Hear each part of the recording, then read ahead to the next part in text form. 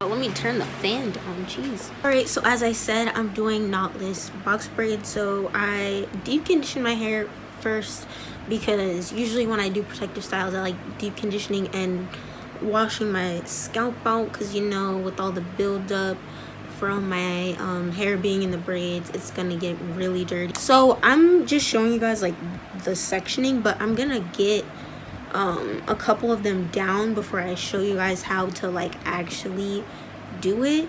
But this is the hair that I'm using today. I used this the last time I did braids, so I have like 2 packs inside of this because I just put them together. Janet hair is the best hair that I personally use. I will come back to you guys once I have some of my hair done, and then I will show you guys the method. So before I get to explaining how to do these, I just wanted to talk about some things that I experienced while doing the braids. First, the most difficult part for me was doing these daggone parts. It was so hard for me to just like map out and plan them properly so that they laid down flat. Which parting for me, I just usually do it as long as it looks straight, it's fine. But with this, you have to make sure that everything lays down properly. The next thing is making the braids look proportional. Now, I feel like no one talks about this, or at least in all the videos that I watched. You have to make sure that you blend the hair properly so that it looks a little natural. I mean, I know it's not gonna look natural, but when you put big sections of hair, it just makes it look really tiny at the top and really wide and big at the rest of it. So you gotta make sure that you get the right amount of hair to add each time.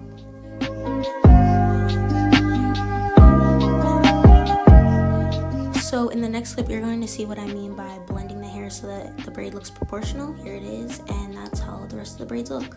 So when I do each piece of hair, I wet it and I use my Cantu shea butter leave-in. So next, I'm going to use my Hask argan oil, and this is only for the ends of your hair. Do not use this anywhere else. And I just smother my ends in this so they're protected.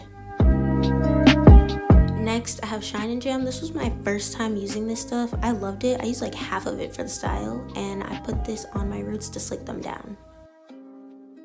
Now, after doing all that, you're gonna divide the part into 3 sections.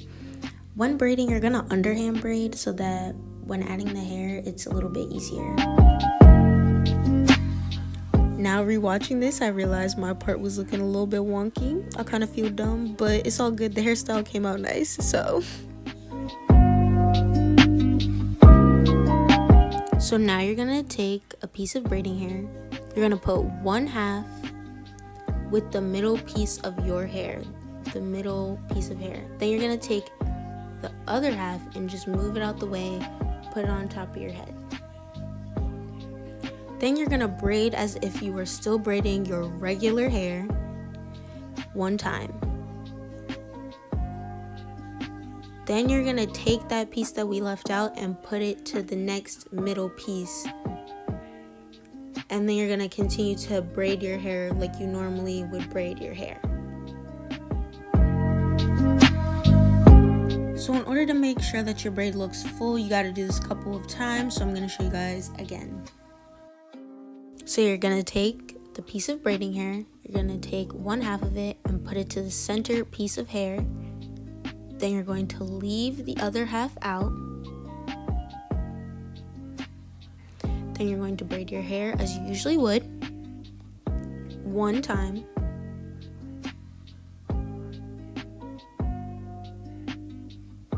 Or maybe a couple of times. I guess I decided to do it a couple of times.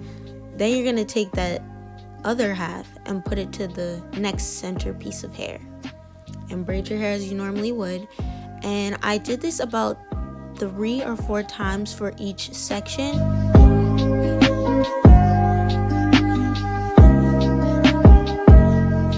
So this is how the braids came out. They were really nice and really slick. I love how they laid down so flat because of them daggone brick parts that I hate so much.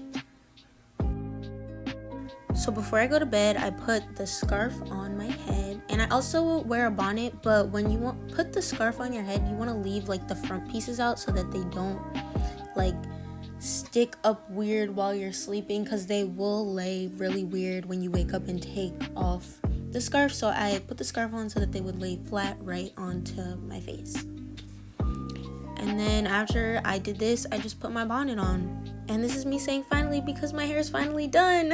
Alright, so I've had these braids for almost 3 weeks now. I really love them. The best part for me was right after I did my hair, I was able to put it up in a bun and in a ponytail, because unlike not box braids, it wasn't so tight on my head to the point where I couldn't really move them for a couple of days. One tip I would give you is to make sure that you wear a scarf and a bonnet, because these do get fuzzier faster just because it is your real hair holding them and not the knot of the hair around it, making sure that it stays in. So just make sure that you have a scarf and a bonnet to cover them up so that they don't get fuzzy. So I hope you enjoyed this video. Let me know if you did the braids or not. Let me know if the method that I used worked for you or you had to use another method. I will also link the video where I learned how to do this.